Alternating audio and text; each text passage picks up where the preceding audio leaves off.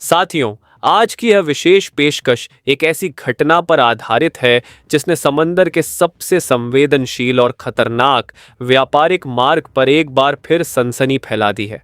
हम बात कर रहे हैं स्ट्रेट ऑफ ओरमुज यानी होर्मुज जलडमरू मध्य की, जहां गुजरात के एक और मालवाहक जहाज हाजी अली पर हमला हुआ और वह गहरे समंदर में समा गया। हेलो मेरे भाइयों, welcome back to new video. ये हमारा जो वीडियो होने वाला है काफी इंटरेस्टिंग होने वाला है, क्योंकि इस वीडियो में हम बात करेंगे एकदम एक्चुअल एंड ऑथेंटिक न्यूज के बारे में कि भाई साहब अभी दुनिया में क्या चल रहा है। दोस्तों, मेरे जितने भी न्यूज चैनल है इन सभी चैनल्स में आप लोगों को बिल्कुल जेन्युइन एंड ऑथेंटिक न्यूज में आपको देता रहता हूं, आपको बताता रहता हूं कि करंट अफेयर में और दुनिया में अभी चल क्या रहा है, प्लस हमारे देश की नई नीति, नया डिफेंस नॉलेज या फिर नया चीजें या फिर कुछ नई चीजें बन रही है या फिर दुनिया में क्या चल रहा है, सब कुछ अपडेट्स आपको मेरे न्यूज चैनल पे मिलता रहता है। मतलब ये जो चैनल है आप लोगों के लिए बहुत ही इंपॉर्टेंट है। ये चैनल को बिल्कुल स्किप मत करना, इसको सब्सक्राइब जरूर कर लेना, क्योंकि इस चैनल में आप लोगों को जो भी वीडियोस मिलेगी बहुत ही ऑथेंटिक और बहुत ही जेन्युइन वीडियो मिलने वाली है। तो चैनल को सब्सक्राइब जरूर कर लेना। बाकी चलिए आप वीडियो को आगे कंटिन्यू कीजिए और इस अपडेट्स के बारे में जान लीजिए। अगले 20 मिनट में हम इस पूरी घटना की परत दर परत पड़ताल करेंगे। हम जानेंगे कि ओरमुज के पास उस काली रात को क्या हुआ था, हाजी अली जहाज पर कौन लोग सवार थे, हमला किसने और क्यों किया, और कैसे भारतीय नौसेना और अंतर्राष्ट्रीय ताकतों ने इस संकट में अपनी भूमिका निभाई। साथ ही हम इस बात का भी विश्लेषण करेंगे कि वैश्विक व्यापार और भारत की समुद्री सुरक्षा के लिए इसके क्या मायने हैं। कल्पना कीजिए, चारों तरफ घाघ अंधेरा, समंदर की ऊंची उठती लहरें और एक शांत चलता हुआ जहाज। हाजी अली नाम का यह पारंपरिक कार्गो वेसल यानी ढो जहाज गुजरात के मांडवी या कच्छ के इलाके से अपनी पहचान रखता था। यह जहाज खाड़ी देशों के बीच सामान ले जाने के काम में जुटा हुआ था। ओरमुज जलडमरू मध्य दुनिया का वो संकरा समुद्री रास्ता है जहां से पूरी दुनिया का लगभग 5वां हिस्सा तेल और गैस गुजरता है। एक तरफ ईरान की सीमाएं हैं तो दूसरी तरफ ओमान और संयुक्त अरब अमीरात यूएई। इसी बेहद संवेदनशील इलाके में हाजी अली अपनी सामान्य रफ्तार से आगे बढ़ रहा था। तभी अचानक समंदर की शांति को चीरती हुई तेज रफ्तार बोट्स की आवाज आती है। ये आधुनिक हथियारों से लैस हमलावर थे। जहाज के क्रू मेंबर्स को संभलने का मौका तक नहीं मिला। चश्मदीदों और शुरुआती रेडियो संदेशों के मुताबिक जहाज पर ताबड़तोड़ हमला किया गया। विस्फोट इतना भीषण था कि जहाज के निचले हिस्से हॉल में एक बड़ा सुराख हो गया। समंदर का खारा पानी तेजी से जहाज के भीतर भरने लगा। कुछ ही घंटों की जद्दोजहद के बाद हाजी अली ने हमेशा के लिए पानी की सतह छोड़ दी और समंदर की गहराइयों में डूब गया। जब कोई जहाज डूबता है तो सबसे बड़ा संकट उस पर सवार इंसानी जिंदगियों पर होता है। हाजी अली पर मौजूद नाविक क्रू मेंबर्स ज्यादातर भारतीय थे, जिनमें से कई गुजरात के तटीय इलाकों के रहने वाले थे। जैसे ही जहाज में पानी भरना शुरू हुआ, कैप्टन ने तुरंत इमरजेंसी डिस्ट्रेस सिग्नल SOS भेजा। समंदर के बीचों बीच लाइफ जैकेट पहनकर मौत से आमना सामना करना कैसा होता है, इसकी कल्पना मात्र से रूह कांप जाती है। क्रू मेंबर के एक साथी का बयान सांकेतिक। हमें लगा कि आज हमारा आखिरी दिन है। चारों तरफ अंधेरा था, जहाज एक तरफ झुक रहा था और हमलावर दूर से हम पर नजर रखे हुए थे। हमने बस भगवान को याद किया और लाइफ राफ्ट को पानी में उतार दिया। सराहना करनी होगी आसपास के समुद्री नेटवर्क की और भारतीय नौसेना की मुस्तैदी की, जिन्होंने डिस्ट्रेस सिग्नल मिलते ही तुरंत अपने ऑपरेशंस एक्टिवेट किए। गनीमत यह रही कि इस भयानक हादसे में समय रहते रेस्क्यू ऑपरेशन चलाया गया, जिससे क्रू मेंबर्स की जान बचाई जा सकी। लेकिन जहाज पर लदा करोड़ों का माल और खुद हाजी अली हमेशा के लिए दफन हो गया। ये कोई पहली घटना नहीं है। पिछले कुछ महीनों में गुजरात के अल अजहर, अल नईमी जैसे कई पारंपरिक ढाव जहाज़ों पर इस इलाके में हमले हुए हैं या उन्हें बंधक बनाया गया है। आखिर इसके पीछे की वजह क्या है? आइए इसे 3 मुख्य बिंदुओं से समझते हैं। 1. Soft targets. गुजरात के ये पारंपरिक लकड़ी और स्टील के बने जहाज ढाउस बड़े मॉडर्न कंटेनर जहाज़ों की तरह भारी भरकम और सुरक्षित नहीं होते। इन पर कोई सुरक्षा गार्ड या हथियार नहीं होते। इसलिए समुद्री लुटेरों या उग्रवादियों के लिए इन पर हमला करना बहुत आसान होता है। 2. स्थानीय व्यापार की रीढ़। ये जहाज भारत, विशेषकर गुजरात से दुबई, ओमान, यमन और ईरान के छोटे बंदरगाहों तक अनाज, कपड़े, इलेक्ट्रॉनिक्स और अन्य रोजमर्रा का सामान ले जाते हैं। ये उस इलाके की लाइफलाइन है। इन पर हमला करके उपद्रवी तत्व पूरे रीजन के व्यापार को ठप करना चाहते हैं। 3. भू राजनीतिक तनाव, जियोपॉलिटिक्स। मिडिल ईस्ट में इस समय जो तनाव चल रहा है उसमें ओरमुज की खाड़ी और लाल सागर, रेड सी सबसे बड़े अखाड़े बन चुके हैं। यमन के हूथी विद्रोही हों, सोमाली लुटेरे हों या ईरान समर्थित गुट, ये सभी इस समुद्री रास्ते से गुजरने वाले जहाज़ों को निशाना बनाकर अंतर्राष्ट्रीय बिरादरी पर दबाव बनाना चाहते हैं। भाग 4, वैश्विक व्यापार पर हाजी अली के डूबने का असर। अब सवाल उठता है कि एक छोटे या मध्यम आकार के जहाज हाजी अली के डूबने से पूरी दुनिया या भारत पर क्या फर्क पड़ता है। जब समंदर में इस तरह असुरक्षा बढ़ती है तो सबसे पहला असर समुद्री बीमे, मरीन इंश्योरेंस पर पड़ता है। इंश्योरेंस कंपनियां इस रूट से गुजरने वाले जहाज़ों का प्रीमियम कई गुना बढ़ा देती हैं। जब बीमा महंगा होगा तो माल ढुलाई, फ्रेट चार्जेस महंगी होगी, और जब माल ढुलाई महंगी होगी तो आपके और हमारे घर आने वाला सामान, चाहे वो खाने का तेल हो, गाड़ियां हो या क्रूड ऑयल, सब कुछ महंगा हो जाएगा। इस पूरे घटनाक्रम में भारत चुप बैठने वालों में से नहीं है। भारतीय नौसेना ने अरब सागर और ओरमुज की खाड़ी के पास अपने जांबाज युद्धपोतों, डिस्ट्रॉयर्स और फ्रिगेट्स को तैनात कर रखा है। इसे ऑपरेशन संकल्प का नाम दिया गया है। जैसे ही हाजी अली पर हमले की खबर आई, भारतीय नौसेना के निगरानी विमान P-8I ने आसमान से मोर्चा संभाला। इसके साथ ही गाइडेड मिसाइल डिस्ट्रॉयर को तुरंत उस इलाके की तरफ रवाना किया गया ताकि अन्य भारतीय जहाज़ों को सुरक्षित घेरा, एस्कॉर्ट प्रदान किया जा सके। भारतीय मरीन कमांडो से मार्कोस 24 घंटे मुस्तैद हैं। वे न सिर्फ भारतीय बल्कि विदेशी जहाज़ों को भी लुटेरों और ड्रोन हमलों से बचा रहे हैं। भारत ने साफ कर दिया है कि हिंद महासागर और उसके आसपास के समुद्री रास्तों, सी लाइंस ऑफ कम्युनिकेशन की सुरक्षा में कोई कोताही बर्दाश्त नहीं की जाएगी। हाजी अली हादसे ने हमारे सामने कई गंभीर सवाल खड़े कर दिए हैं। भविष्य में ऐसी घटनाओं को रोकने के लिए क्या कदम उठाए जाने चाहिए? कड़े सुरक्षा प्रोटोकॉल, गुजरात से निकलने वाले हर छोटे बड़े जहाज को अपनी यात्रा की पूरी जानकारी कोस्टल गार्ड और नौसेना के साथ साझा करनी होगी। कॉन्वॉय सिस्टम, खतरनाक इलाकों से गुजरते समय जहाज़ों को अकेले जाने के बजाय एक समूह जत्थे में जाना चाहिए जिसकी रखवाली नौसेना का कोई युद्धपोत करे। अंतर्राष्ट्रीय सहयोग, ओरमुज की खाड़ी किसी एक देश की जागीर नहीं है। अमेरिका, भारत, UAE और ओमान को मिलकर एक संयुक्त टास्क फोर्स को और मजबूत करना होगा जो इन समुद्री आतंकियों पर लगाम लगा सके। हाजी अली का समंदर में समा जाना एक चेतावनी है। यह इस बात का सबूत है कि समंदर की लहरें जितनी बाहर से शांत दिखती हैं, उनके भीतर भू राजनीति और आतंकवाद का बारूद उतना ही खौल रहा है। गुजरात के नाविकों का जज्बा सदियों पुराना है।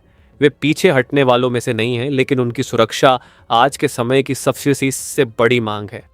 उम्मीद है कि सरकार और अंतर्राष्ट्रीय एजेंसियां इस घटना से सबक लेंगी और ओरमुज की खाड़ी को फिर से सुरक्षित व्यापार का मार्ग बनाएंगी। इस विशेष रिपोर्ट में आज के लिए इतना ही। सुरक्षित रहिए, जागरूक रहिए। This is for informational purposes only.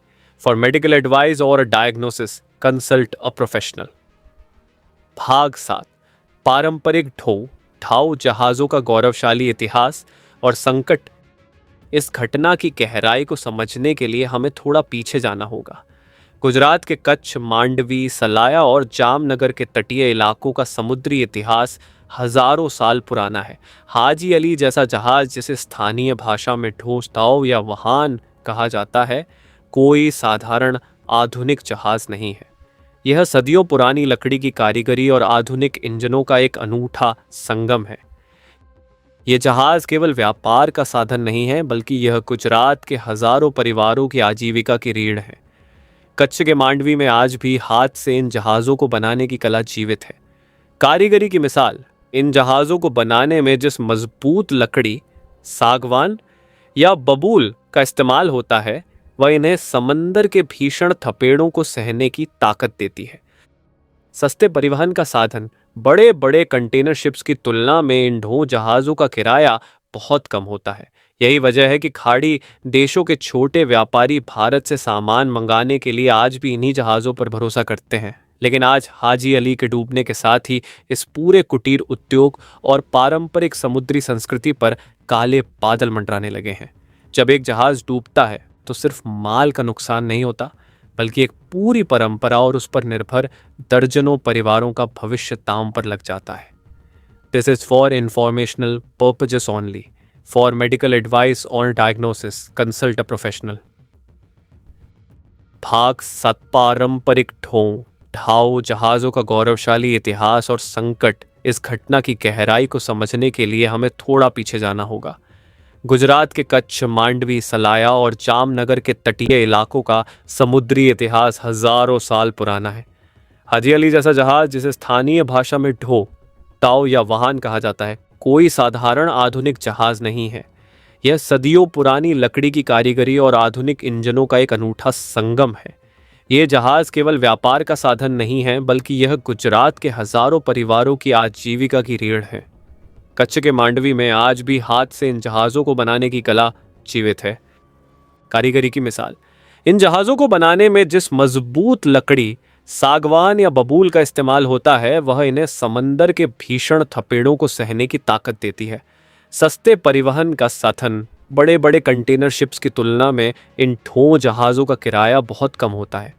यही वजह है कि खाड़ी देशों के छोटे व्यापारी भारत से सामान मंगाने के लिए आज भी इन्हीं जहाज़ों पर भरोसा करते हैं। लेकिन आज हाजी अली के डूबने के साथ ही इस पूरे कुटीर उद्योग और पारंपरिक समुद्री संस्कृति पर काले बादल मंडराने लगे हैं। जब एक जहाज़ डूबता है तो सिर्फ माल का नुकसान नहीं होता, बल्कि एक पूरी परंपरा और उस पर निर्भर दर्जनों परिवारों का भविष्य दांव पर लग जाता है। भाग 8, ओरमुज जलडमरू मध्य, स्ट्रेट ऑफ हॉर्मुज का भूगोल और तनाव। आइए अब उस डेथ ट्रैप यानी मृत्यु के जाल को समझते हैं, जिसे हम नक्शे पर स्ट्रेट ऑफ हॉर्मुज कहते हैं। यह भौगोलिक रूप से दुनिया के सबसे संकरे रास्तों में से एक है। इसकी चौड़ाई कुछ जगहों पर मात्र 39 किलोमीटर है। भौगोलिक महत्व, इसके उत्तर में ईरान की पहाड़ी और कटी फटी तटरेखा है, तो दक्षिण में ओमान और संयुक्त अरब अमीरात का मुसेंदम प्रायद्वीप। दुनिया का जितना भी कच्चा तेल खाड़ी देशों सऊदी अरब, कुवैत, यूएई, इराक से निकलता है, उसे दुनिया के बाजारों में जाने के लिए इसी संकरे रास्ते से होकर गुजरना पड़ता है। इस संकरेपन का फायदा उठाकर उग्रवादी और कुछ क्षेत्रीय ताकतें जब चाहती हैं, तब यहां अशांति पैदा कर देती हैं। हाजी अली जैसे धीमी गति से चलने वाले जहाज़ों के लिए यह रास्ता किसी दुस्वप्न से कम नहीं है। यहाँ पानी की गहराई और लहरों का रुख भी ऐसा होता है कि छोटे जहाज़ों को बचकर निकलने के लिए तट के बहुत करीब से गुजरना पड़ता है, जिससे वे ज़मीन पर बैठे हमलावरों या उनकी तेज़ रफ्तार बोट्स के आसान निशाने पर आ जाते हैं। हाजी अली पर जो हमला हुआ, उसकी प्रकृति इस बात का इशारा करती है कि अब समंदर में पारंपरिक हथियारों की जगह नए और खतरनाक हथियारों ने ले ली है। विशेषज्ञ मानते हैं कि इस क्षेत्र में अब 3 तरह के बड़े खतरे मंडरा रहे हैं। 1, low cost drone, kamikaze drones. ये वो आत्मघाती ड्रोन हैं जो चंद हजार डॉलर में बन जाते हैं, लेकिन करोड़ों के जहाज को तबाह कर सकते हैं। इन्हें रडार पर पकड़ना बेहद मुश्किल होता है, क्योंकि ये बहुत कम ऊंचाई पर उड़ते हैं। 2, चुंबकीय खदानें, लिम्पेट माइनज। हमलावर रात के अंधेरे में छोटी नावों से आते हैं और चुपके से जहाज के निचले हिस्से पर चुंबकीय बम चिपकाकर भाग जाते हैं। कुछ समय बाद इनमें जोरदार धमाका होता है और जहाज पानी भरने से डूब जाता है। 3, एंटीशिप मिसाइलें। यमन के तटीय इलाकों और ओरमुज के आसपास के क्षेत्रों में अब ऐसी मिसाइलों का जखीरा मौजूद है जो बिना किसी चेतावनी के सीधे जहाज़ों को निशाना बना रही हैं। हाजी अली के क्रू मेंबर्स के पास इन आधुनिक और अदृश्य खतरों से निपटने की न तो ट्रेनिंग थी और न ही कोई तकनीकी साधन। इस हादसे की गूंज सिर्फ अंतर्राष्ट्रीय खबरों तक सीमित नहीं है, इसका सीधा असर गुजरात के तटीय गांवों में देखने को मिल रहा है। मांडवी, सलाया और वेरावल जैसे इलाकों में, जहां से इन जहाज़ों के खलासी नाविक आते हैं, वहां के घरों में चिंता की लकीरें खिंच गई हैं। जब भी कोई जहाज इस रूट पर रवाना होता है तो पीछे छूटे परिवारों की सांसें अटक जाती हैं। हाजी अली के डूबने की खबर जैसे ही व्हाट्सएप और रेडियो के जरिए इन गांवों तक पहुंची, हर कोई अपने परिजनों की सलामती की दुआ करने लगा। यद्यपि इस बार क्रू मेंबर्स सुरक्षित वापस लौट आए हैं, लेकिन उनके दिलों में जो खौफ बैठ गया है वह उन्हें दोबारा समंदर में उतरने से रोक रहा है। नाविकों की कमी के कारण अब कई जहाज मालिकों ने अपने जहाज़ों को बंदरगाहों पर ही खड़ा कर दिया है। यदि यह सिलसिला यूं ही चला तो आने वाले दिनों में तटीय गुजरात की अर्थव्यवस्था को एक बड़ा झटका लग सकता है। इस संकट की घड़ी में भारत सरकार केवल सैन्य मोर्चे पर ही नहीं बल्कि राजनयिक डिप्लोमैटिक मोर्चे पर भी बेहद सक्रिय हो गई है। नई दिल्ली से लेकर खाड़ी देशों की राजधानियों तक बैठकों का दौर जारी है। भारत ने साफ कर दिया है कि समंदर में नेविगेशन की स्वतंत्रता, फ्रीडम ऑफ नेविगेशन से कोई समझौता नहीं किया जा सकता। भारत सरकार ने इस संबंध में कई महत्वपूर्ण कदम उठाए हैं। ईरान और ओमान से सीधी बातचीत। भारत के विदेश मंत्रालय ने ईरान और ओमान की सरकारों से संपर्क साधकर ओरमुज जलडमरूमध्य में भारतीय जहाजों की सुरक्षा सुनिश्चित करने को कहा है। अंतर्राष्ट्रीय समुद्री संगठन IMO में आवाज। भारत ने इस मुद्दे को वैश्विक मंचों पर भी उठाया है ताकि समुद्री आतंकवाद को बढ़ावा देने वाले देशों या गुटों पर कड़े प्रतिबंध लगाए जा सके। नाविकों के लिए वित्तीय कवच। सरकार अब ऐसी नीतियां बनाने पर विचार कर रही है जिससे इन पारंपरिक जहाज़ों और उनके नाविकों को विशेष सुरक्षा बीमा और वित्तीय सहायता दी जा सके ताकि संकट के समय उनका परिवार बेसहारा न हो। अब सबसे बड़ा सवाल यह है कि आगे क्या? हाजी अली का डूबना हमारे लिए एक वेकअप कॉल, चेतावनी है। समंदर की सुरक्षा को अब पुराने ढर्रे पर नहीं छोड़ा जा सकता। विशेषज्ञों के अनुसार भविष्य की सुरक्षा रणनीति में निम्नलिखित बदलाव अनिवार्य हैं। अब सबसे बड़ा सवाल यह है कि आगे क्या? हाजी अली का डूबना हमारे लिए एक वेकअप कॉल, चेतावनी है। समंदर की सुरक्षा को अब पुराने ढर्रे पर नहीं छोड़ा जा सकता।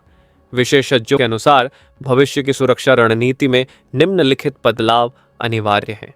समंदर हमेशा से जोखिमों से भरा रहा है, लेकिन जब इन जोखिमों में इंसानी नफरत और भू राजनीतिक साजिशें शामिल हो जाती हैं तो यह और भी घातक हो जाता है। हाजी अली जहाज भले ही ओरमुज के गहरे पानी में विलीन हो गया हो, लेकिन वह अपने पीछे समुद्री सुरक्षा, नाविकों के अधिकारों और वैश्विक शांति से जुड़े कई ज्वलंत सवाल छोड़ गया है। भारत की समुद्री सीमाएं और उसके जांबाज नाविक देश की शान है। उनकी सुरक्षा के लिए हर मुमकिन कदम उठाना हमारी प्राथमिकता होनी चाहिए। इस विस्तृत और विशेष विश्लेषण में हमारे साथ बने रहने के लिए धन्यवाद। समंदर की हर हलचल और देश दुनिया की बड़ी खबरों के लिए जुड़े रहिए। सुरक्षित रहें, सतर्क